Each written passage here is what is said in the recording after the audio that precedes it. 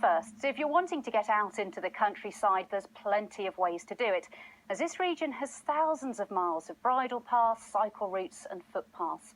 But now campaigners are worried that many of them could be closed, and that could put riders and horses at risk. Steffi de Bootman took to the saddle to find out more. Come on, Root. Calm. And peaceful. It's a perfect way to enjoy the beautiful Cambridgeshire countryside. A morning horse ride, off-road, safely and on a bridle path. If we don't get it secured on the definitive map, potentially we could lose it, and it would be such a loss to local riders. In the future, this path and many thousands like it will have to be properly recorded with the council on the so-called definitive map that will enshrine them forever. It's part of the Countryside Act 2000 that if routes like this aren't recorded by 2026, they'll be lost. Campaigners fear that bridleways simply won't get registered. There is no way that we're going to record roughly 30,000 tracks in 7 years. Absolutely not going to happen. So if you think, probably most of them will be lost. One day you'll come out of your house, go to the track that you've always used, and it's going to have a great big gate across it, and probably a notice that says private, no access. There are 30,000 tracks in the east that are being logged at a rate of 100 a year, so the race is on to find enough volunteers to help with the task. Cambridgeshire County Council has just opened this bridleway in Cottenham.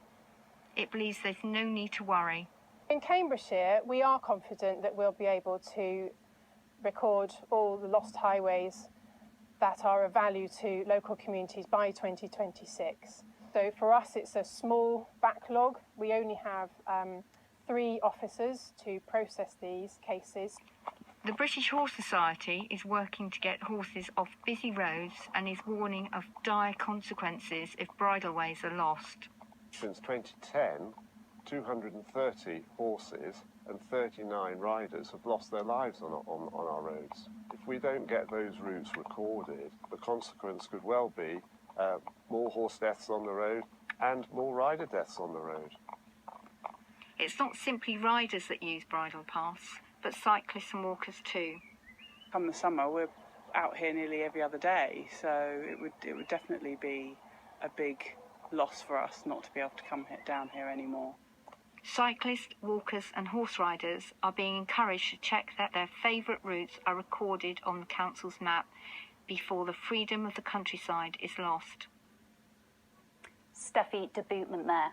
And our Sunday Politics programme will be discussing the issues raised in that film with the Mayor of Bedford, Dave Hodgson, and the former Peterborough MP, Stuart Jackson, who will also be talking about the situation with the current MP, Fiona Onasanya.